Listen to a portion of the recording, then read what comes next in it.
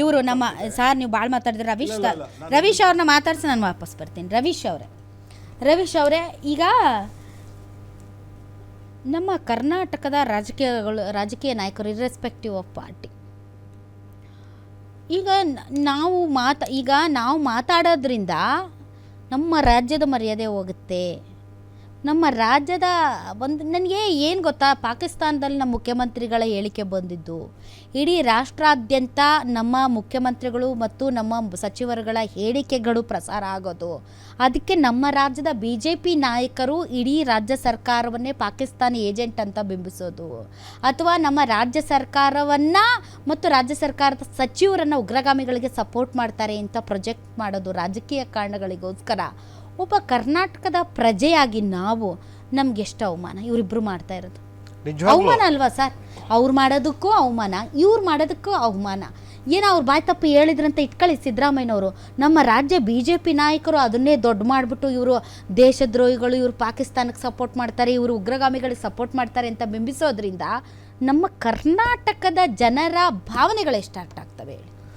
ಇದು ಖಂಡಿತವಾಗ್ಲೂ ತುಂಬ ನೋವಾಗುವಂಥ ವಿಷಯನೇ. ಯಾಕಂದರೆ BJP ಯಾವಾಗಲೂ ಮೊಸರಲ್ಲಿ ಕಲ್ಲು ಹುಡ್ಕೋದು ಕೆಲಸ ಮಾಡುತ್ತೆ. ಉದಾಹರಣೆಗೆ ನಾನು ಹೇಳ್ತೀನಿ, ಇವಾಗ ಸಿದ್ದರಾಮಯ್ಯ ಅವ್ರ ಹೇಳಿಕೆನ ಇವ್ರಿಗೆ ಹೆಂಗೆ ಬೇಕೋ ಅನುಕೂಲಕರವಾಗಿ ಇವ್ರು ಮಾತಾಡಿ ಬಿಂಬಿಸ್ಕೊತಾ ಇದ್ದಾರಲ್ಲ. ಈಗ ಸಿದ್ದರಾಮಯ್ಯ ಅವ್ರಿಗೆ ನಮ್ಮ ದೇಶದ ಬಗ್ಗೆ ಬದ್ಧತೆ ಇಲ್ಲ ಅಂದಿದ್ರೆ ಯಾಕೆ ತತ್ಕ್ಷಣಕ್ಕೆ ಅವ್ರನ್ನ ಸಂತೋಷ್ ಲಾಡ್ ಅವ್ರನ್ನ ಅಲ್ಲಿ ಕಳಿಸ್ಬಿಟ್ಟು ಅಲ್ಲಿ ಯಾರ್ಯಾರು ಕನ್ನಡಿಗರು ಸಿಲ್ಕಾಕೊಂಡಿದ್ರು ಅವರೆಲ್ಲ ವಾಪಸ್ ಕರ್ಕೊಬಂದರು. ನಾವು ಹೆಂಗೆ ಅವರು ಉಗ್ರವಾದಿಗಳಿಗೆ ಸಪೋರ್ಟ್ ಮಾಡ್ತಾರೆ ಅಂತ ಹೇಳ್ತಾರೆ? ಹೇಳೋಕ್ಕಾಗುತ್ತೆ? ಅವ್ರು ಒಂದೇ ಮಾತು ಹೇಳಿದ್ದೇನೆಂದರೆ ತಕ್ಷಣಕ್ಕೆ ಇದು ಅವಶ್ಯಕತೆ ಇಲ್ಲ, ಅಂತಿಮ ಮಾರ್ಗ ಇಟ್ಕೋಬೇಕು ಯುದ್ಧನ. ಅದನ್ನು ಇವ್ರಿಗೆ ಹೆಂಗೆ ಅನುಕೂಲಕ್ಕಾಗುತ್ತೋ ಎಲ್ಲರೂ ಅವ್ರ ವಯಸ್ಸಿಗೆ ಮೀರಿ, ಅವ್ರ ಅನುಭವದ ಮೀರಿ BJPಯವರು ವಾಚಾಮಗೋಚರ ಅವ್ರನ್ನ ವೈಯಕ್ತಿಕವಾಗಿ ದಾಳಿ ಮಾಡ್ತಾ ಇರೋದು ಖಂಡಿತವಾಗ್ಲೂ ಇದು ಸಹಿಸಕಾಲ, ಇದು ಖಂಡನೀಯ. ನೀವು ರಾಜಕೀಯವಾಗಿ ಏನೇ ಮಾಡಿ, ಮತ್ತು ರಾಷ್ಟ್ರದ ಹಿತದೃಷ್ಟಿನಲ್ಲಿ ಅವ್ರೇನಾದ್ರು ತಪ್ಪು ಮಾಡೋರು ಅದನ್ನು ನೀವು ಕೇಳಿ ಪ್ರಶ್ನೆ ಮಾಡಿ. ಆದರೆ ಎಲ್ಲದಕ್ಕೂ ನೀವು ವೈಯಕ್ತಿಕವಾಗಿ ಅವ್ರ ಮೇಲೆ ಹಲ್ಲೆ ಮಾಡೋದು, ವೈಯಕ್ತಿಕವಾಗಿ ಅಂದರೆ ಮಾತಿನಲ್ಲಿ ವೈಯಕ್ತಿಕವಾಗಿ ಅವ್ರ ಮೇಲೆ ಏನು ದಾಳಿ ಮಾಡೋದು, ಇದು ತಪ್ಪು. ನಮ್ಮ ರಾಜ್ಯದಲ್ಲಿ ಎರಡೂ ಪಕ್ಷದವರು ರಾಷ್ಟ್ರದ ಬಗ್ಗೆ ಯೋಚನೆ ಮಾಡೋದು ಬಿಟ್ಬಿಟ್ಟು ವೈಯಕ್ತಿಕ ನಿಂದನೆಗಳಲ್ಲಿ ತೊಡಗಿಕೊಂಡಿದ್ದಾರೆ. ಇವರಿಗೆ ರಾಷ್ಟ್ರದ ಬಗ್ಗೆ ಯೋಚನೆ ಇಲ್ಲ, ರಾಜ್ಯದ ಬಗ್ಗೆ ಯೋಚನೆ ಇಲ್ಲ, ಬೆಲೆ ಏರಿಕೆ ಬಗ್ಗೆ ಹೋಗ್ಬಿಟ್ಟು ಇದನ್ನೆಲ್ಲ ಡೈವರ್ಟ್ ಮಾಡ್ತಾರೆ. ಇವತ್ತು ಸರ್ ಆ ಬೆಲೆ ಏರಿಕೆದೇನೋ ಬೆಳಗಾವಲ್ಲಿ ಮಾಡ್ತಾ ಇದ್ರು, ಇಡೀ ರಾಷ್ಟ್ರ ಒಂದು ಯೋಚನೆ ಮಾಡ್ತಾ ಇದ್ರೆ ಇವರೇ ಒಂದು ಯೋಚನೆ ಮಾಡ್ತಾರೆ ಸರ್ ಕಾಂಗ್ರೆಸ್ ಅವರು. ಇಡೀ ರಾಷ್ಟ್ರ ಒಂದು ಶೋಕದಲ್ಲಿದೆ, ಏನಾಗುತ್ತೆ ಅನ್ನುವಂಥ ಇವರು ಬೆಲೆ ಏರಿಕೆ ಇಸ್ ಅ ಇಶ್ಯೂ ಇಲ್ಲ ಅಂತ ಹೇಳಿಲ್ಲ. There is a timing for each and everything. ಈ ಬಿಜಾಪುರದಲ್ಲಿ ನಮ್ಮ ಮುಸಲ್ಮಾನ ಬಾಂಧವರು ಒಂದು ಪ್ರತಿಭಟನೆ ಮಾಡಿದ್ರು ಯತ್ನಾಳ್ ಅವರ ವಿರುದ್ಧ. ಇವತ್ತು ಯತ್ನಾಳ್ ಅವರ ಹೇಳಿಕೆಗೆ ವಿರುದ್ಧವಾಗಿ ಅದನ್ನು ಕೂಡ I differ with their timing. ಹೌದು, ಯತ್ನಾಳ್ ಅವರ ಹೇಳಿಕೆ ಖಂಡನಾರ್ಹ, ಅದನ್ನು ನಾನು ಒಪ್ಕೊಳ್ತೀನಿ.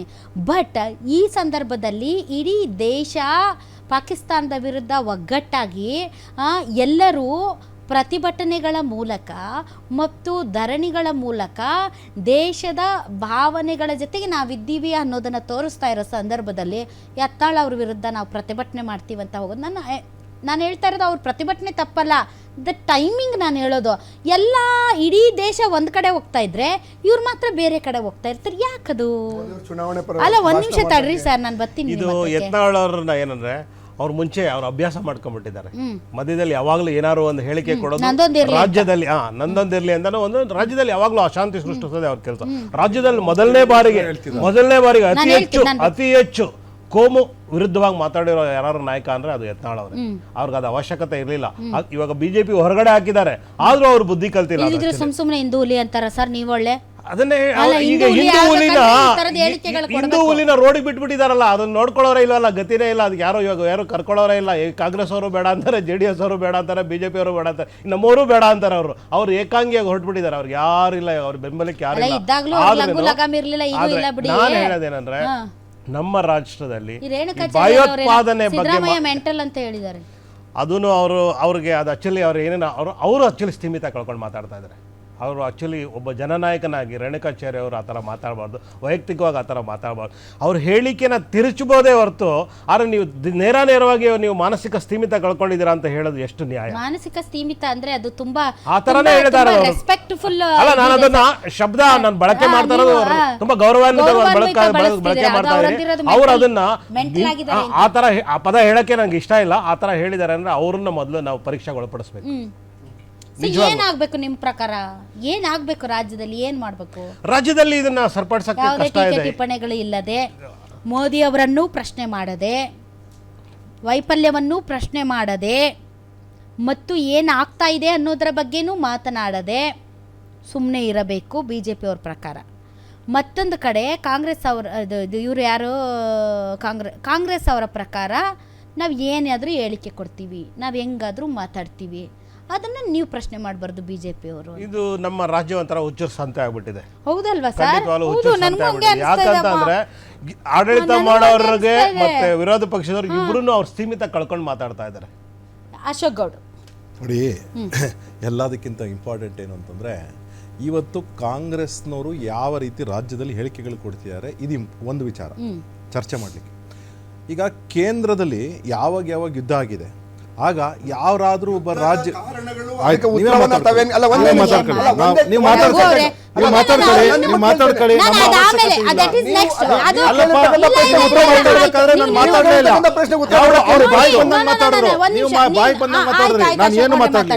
ನೋಡಿ, ಈಗ ಯುದ್ಧದ ವಿಚಾರಗಳನ್ನ ಡಿಸಿಷನ್ ತೆಗೆದುಕೊಳ್ಳತಕ್ಕಂಥದ್ದು ಕೇಂದ್ರ ಕ್ಯಾಬಿನೆಟ್ ಅಲ್ಲ, ಕೇಂದ್ರದಲ್ಲಿ ಇರ್ತಕ್ಕಂಥ 4 ಜನ ಮಂತ್ರಿಗಳು ಮತ್ತು ಪ್ರಧಾನ ಮಂತ್ರಿ. ನೋಡಿ, ವಿಚಾರ ಏನು ಅಂತಂದ್ರೆ,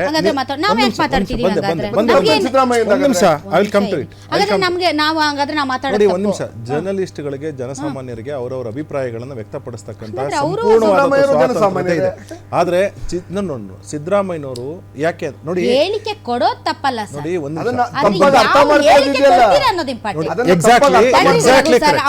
ಎಕ್ಸಾಕ್ಟ್ಲಿ ಕರೆಕ್ಟ್, ನೀವು ಹೇಳಿದ್ ಕರೆಕ್ಟ್. ಹೇಳಿಕೆ ಕೊಡೋದು ತಪ್ಪಲ್ಲ, ಯಾವ ಹೇಳಿಕೆನ ಯಾವ ಸಂದರ್ಭದಲ್ಲಿ ಕೊಡ್ತೀವಿ ಅನ್ನತಕ್ಕಂಥದ್ದು ತುಂಬಾ ಇಂಪಾರ್ಟೆಂಟ್.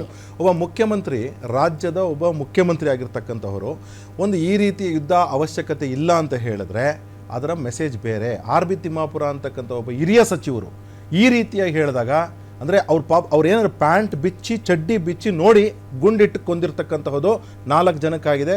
ಜೊತೆಗೆ ಆ ಮಗು, ಸಣ್ಣ 10 ವರ್ಷದ ಮಗು ಹೇಳ್ತಾ ಇದೆ, ನಮ್ಮ ಅಪ್ಪನ ಈ ರೀತಿ ಬಟ್ಟೆ ಬಿಚ್ಚಿಸಿ ಕೊಂದ್ರು ಅಂತ ಹೇಳಿ. ಆ ಮಗು ಸುಳ್ಳು ಹೇಳುತ್ತಾ? ಕಾಮನ್ ಸೆನ್ಸ್ ಇಲ್ವಾ ಆರ್ ಬಿ ತಿಮ್ಮಾಪುರ ಅವ್ರಿಗೆ? ಈ ರೀತಿ ಹೇಳಿಕೆಗಳೇನಿದೆಯಲ್ಲ, ಇದು ಎಲ್ಲೋ ಒಂದು ಕಡೆ ಕಾಂಗ್ರೆಸ್ನ ಮನಸ್ಥಿತಿಯನ್ನು ತೋರಿಸ್ತಾ ಇದೆ. ಅದಕ್ಕಿಂತ ನಾನು ಹೆಚ್ಚಾಗಿ ಹೇಳಕ್ಕೆ ಹೋಗಲ್ಲ. ಅದಾದಮೇಲೆ ಇವತ್ತು ನೀವು ಹೇಳಿಕೆಗಳನ್ನ ಕೊಡಬಾರ್ದು ಅನ್ನೋದಲ್ಲ, ಆದರೆ ನೀವು ಒಂದು ಯುದ್ಧದ ಕಾರ್ಮೋಡ. ಇವತ್ತು ಪಾಕಿಸ್ತಾನ ಏನಾಗಿದೆ ಅಂದರೆ, ಪಾಕಿಸ್ತಾನದಲ್ಲಿರೋರು 2008ಅಲ್ಲಿ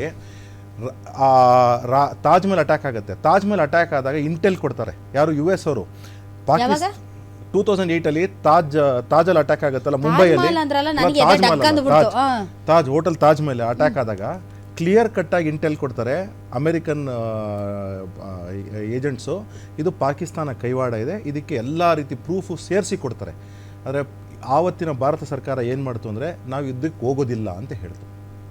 ಒಂದು ದೊಡ್ಡ ಅಟ್ಯಾಕು, 707 ಜನ ಸತ್ರು ಟೋಟಲ್ UPA ಟೈಮಲ್ಲಿ. ಈಗ ನಮ್ಮ ಅವಧಿನಲ್ಲಿ NDA ಟೈಮಲ್ಲಿ 11 ವರ್ಷದಲ್ಲಿ 90 ಇಲ್ಲ, 1 ನಿಮಿಷ, 90 + 91 ಜನ ಯಾರು ಸಿವಿಲಿಯನ್ಸ್, 90 ಜನ ಪ್ಲಸ್ ನಮ್ಮ ಆರ್ಮ್ಡ್ ಅವ್ರು ಮಾಡಿಲ್ಲ ಯುದ್ಧ 2008ರಲ್ಲಿ. ನೀವು ಎಷ್ಟು ಸರಿ ಯುದ್ಧ ಮಾಡಿದ್ದೀರಾ? ಯುದ್ಧ ಮಾಡೋದೇನೆ ಒಂದು ದೊಡ್ಡ ಸಾಧನೆ. ದೊಡ್ಡ ಸಾಧನೆ ಅಲ್ಲ, ಖಂಡಿತವಾದ ದೊಡ್ಡ ಸಾಧನೆ ಅಲ್ಲ. ಆದ್ರೆ ಯಾವ ರೀತಿ ಅಟ್ಯಾಕ್ಸ್ ನ ಈಗಾಗಲೇ ನಾವು ಮಾಡಿದೀವಿ, ಪಾಕಿಸ್ತಾನಕ್ಕೆ ಪಾಠ ಕಲಿಸ್ತಕ್ಕಂತೆ ಸರ್. ಯಾರು ಕೇಂದ್ರದಲ್ಲಿ ಆಡಳಿತ ನಡೆಸಿದ್ದಾರೆ ಅನ್ನೋದು ಸೆಕೆಂಡರಿ, ಬಟ್ ಕಾಲಕ್ಕೆ ತಕ್ಕಂತೆ ನಮ್ಮ ಭಾರತ ಸರ್ಕಾರ ಅಂತ ಹೇಳಕ್ಕೆ ಇಷ್ಟಪಡ್ತೀನಿ. ಮೋದಿ ನೇತೃತ್ವದ ಸರ್ಕಾರವೋ, ಇಂದಿರಾ ಗಾಂಧಿ ನೇತೃತ್ವದ ಸರ್ಕಾರವೋ, ಮನಮೋಹನ್ ಸಿಂಗ್ ನೇತೃತ್ವದ ಸರ್ಕಾರವೋ ಅಂತ ನಾನು ಡಿಫ್ರೆನ್ಶಿಯೇಟ್ ಮಾಡಲ್ಲ. ಭಾರತ ಸರ್ಕಾರ ತಕ್ಕ ಉತ್ತರ ಕೊಟ್ಟಿದೆ.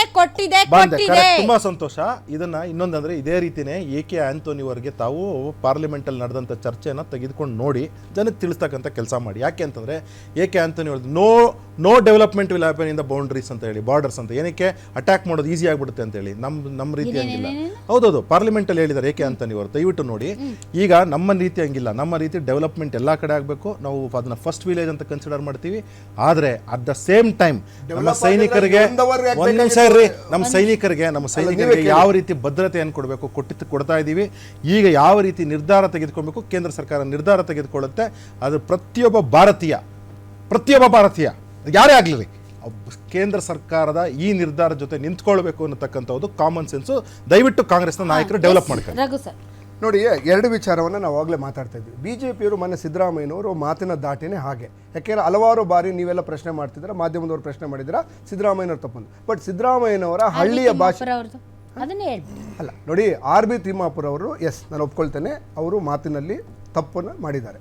Okay, I accept. ಅವರ ಮಾತಿನ ದಾಟಿನಲ್ಲಿ ಒಂದು ನಿಮಿಷ ಇದೆ ಲಕ್ಷ್ಮಣ್ ನಾನು ನೋಡಿಲ್ಲ ನಾನು ಮಾತಿನ ದಾಟಿನಲ್ಲಿ ಹೇಳಿದ್ದಾರೆ ಯಾಕೆ ಅಂತಂದ್ರೆ ಯಾವುದೇ ಒಬ್ಬ ವ್ಯಕ್ತಿಯ ಭಾವನೆಗೆ ತಕ್ಕಂತೆ ಧಕ್ಕೆ ಬರ್ದಾಗೆ ಕೆಲಸ ಮಾಡಬೇಕು. ಬಟ್ ಇವತ್ತು ನಿಜವಾದಂಥ ಚರ್ಚೆ ಆಗಬೇಕಾಗಿರ್ತಕ್ಕಂಥದ್ದು ಇವತ್ತು ಭದ್ರತಾ ವೈಫಲ್ಯದ ಬಗ್ಗೆ ಬಿಜೆಪಿ ಮಾಡ್ತಿರ್ತಕ್ಕಂಥ ವೈಫಲ್ಯವನ್ನ ಯಾರು ಪ್ರಶ್ನೆ ಮಾಡ್ತಾ ಇಲ್ಲ. ಪ್ರಶ್ನೆ ಮಾಡಿದ್ರೆ ಬಿಜೆಪಿ ಉತ್ತರ ಇಲ್ಲ. ಆ ಉತ್ತರವನ್ನ ಮರೆಮಾಚಲು ಏನ್ ಮಾಡ್ತಾ ಇದ್ದಾರೆ ಅಲ್ಲ, ಏನು ಉತ್ತರ ಕೊಡ್ತಾ ಇದ್ದಲ್ಲ ಅವ್ರ ಹತ್ರ. ನೀವು ನಾನೇ ಕೇಳ್ತಾ ಇದ್ದೇನೆ, ನಾನು 10 ಬಾರಿ ಪ್ರಶ್ನೆ ಕೇಳ್ತಾ ಇದ್ದೇನೆ. ಬಿಜೆಪಿ ಈ ಭದ್ರತಾ ವೈಫಲ್ಯಕ್ಕೆ ಜವಾಬ್ದಾರಿ ಹೊರವ್ರು ಯಾರು? ಯಾಕೆ ಇಷ್ಟ ಆಯ್ತು? ನೀವೇ ಹೇಳಿದ್ರಿ, ಈಗ ನಮ್ಮ ಮಿತ್ರರು ಹೇಳ್ತಾ ಇರು ರೋಡ್ ಎಲ್ಲ ಡೆವಲಪ್ ಮಾಡ್ಬಿಟ್ಟಿದ್ದೀವಿ, ಗೋಲ್ಡನ್ ರಸ್ತೆ ಹಾಕಿದೀವಿ ಅಂತ.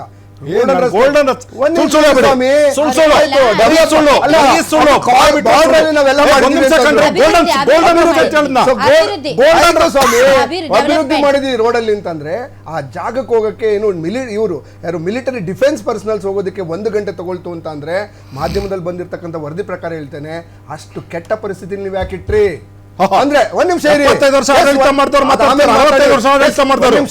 ಪರಿಸ್ಥಿತಿಯಲ್ಲಿ ನಿಮ್ಮ ಪಕ್ಕದ ಊರುಗಳಲ್ಲಿ ಒಂದ್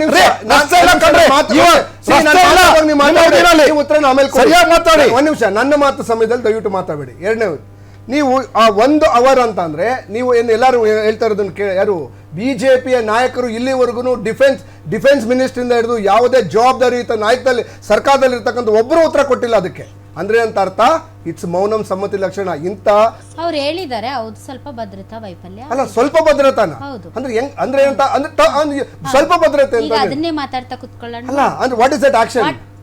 ವಾಟ್ ನೆಕ್ಸ್ಟ್? ನಾವು ಮಾನ್ಯ ಮಲ್ಲಿಕಾರ್ಜುನ್ ಖರ್ಗೆ ಅವರು ಹೇಳಿದ್ದಾರೆ, ಮಾನ್ಯ ರಾಹುಲ್ ಗಾಂಧಿ ಅವರು ಹೇಳಿದ್ದಾರೆ, ಈ ದೇಶದ ಸರ್ಕಾರ ತೆಗೆದುಕೊಳ್ತಕ್ಕಂಥ ನಿರ್ಧಾರಕ್ಕೆ ನಾವೆಲ್ಲ ಬದ್ಧರಾಗಿದ್ದೇವೆ ಅಂತ ಹೇಳಿದ್ದೇವೆ. ಅದೇ ನಾಯಕರು ಕಾಂಗ್ರೆಸ್ನ ಇನ್ನಿತರ ನಾಯಕರು ಕೊಡ್ತಾ ಇರುವಂತಹ ಹೇಳಿಕೆ ಪ್ರಶ್ನೆ ಮಾಡಬಾರ್ದು ಅಂತ ನೋಡಿ. ಒಂದ್ ನಿಮಿಷ ಅಂತ ಯಾಕೆ ಹೇಳ್ತಾರೆ? ಅಲ್ಲ, ನಾವು ಈಗ ಯಾಕೆ ಹೇಳ್ತಾರೆ? ಅಲ್ಲ, ಪ್ರಶ್ನೆ ಯಾಕೆ ಮಾಡಬಾರ್ದು? ಈಗ ನಾವು ಸರ್ಕಾರದ ಪರ ಇದ್ದೇವೆ, ಸರಿ, ಆದರೆ ಅಂದ್ರೆ ನಾವು ಸರ್ಕಾರದ ಪರ ಇದ್ದೇವೆ ಅಂದ್ರೆ ಸರ್ಕಾರನ ಪ್ರಶ್ನೆ ಮಾಡಬಾರ್ದು ಅಂತ ಅರ್ಥನಾ? ಕಾಂಗ್ರೆಸ್ನ ಇನ್ನಿತರ ನಾಯಕರು ಕೊಡ್ತಾ ಇರುವ ಹೇಳಿಕೆಗೂ ಅವ್ರು ಯಾರು ಸರ್ಕಾರದ ವಿರುದ್ಧ ಇದೀವಿ ಅಂತ ಹೇಳ್ತಾ ಇಲ್ಲ, ಯಾರು ಹೇಳ್ತಾ ಇಲ್ಲ. ವೈಯಕ್ತಿಕ ಅದಕ್ಕೂ ನಮಗೂ ಸಂಬಂಧ ಇಲ್ಲ, we will not endorse it ಅಂತ ಯಾಕೆ ಹೇಳುತ್ತೆ? ಆತರ ಯಾರು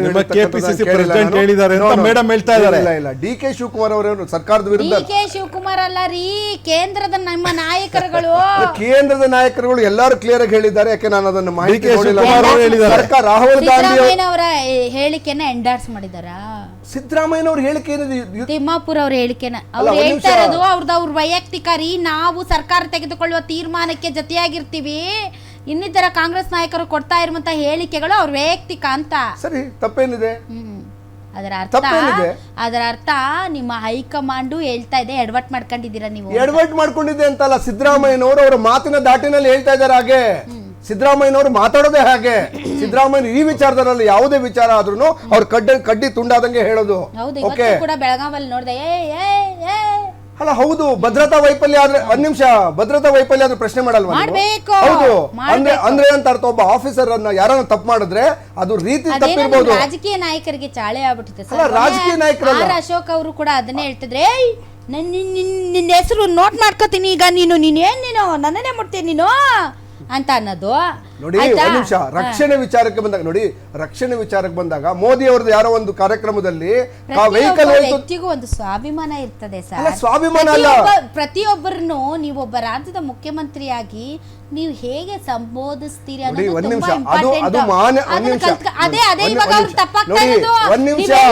ಸಿದ್ದರಾಮಯ್ಯ ಗ್ರಾಮೀಣ ಶೈಲಿ ಒಂದ್ ಸ್ವಲ್ಪ ಹೊರಟಾಗಿ ಮಾತಾಡ್ತಾರೆ. ಅವ್ರು ಮಾತಾಡೋದೇ ಹೊರಟು ಈಗಲ್ಲ, ಕಳೆದ 40 ವರ್ಷದಿಂದ ಹಾಗೆ ಮಾತಾಡ್ತಿರೋದು. ಪಾಕಿಸ್ತಾನದಲ್ಲಿ ಬಂದಿರೋದು ಅಲ್ಲ, ನೋಡಿ, ಪಾಕಿಸ್ತಾನದವ್ರು ನಾಳೆ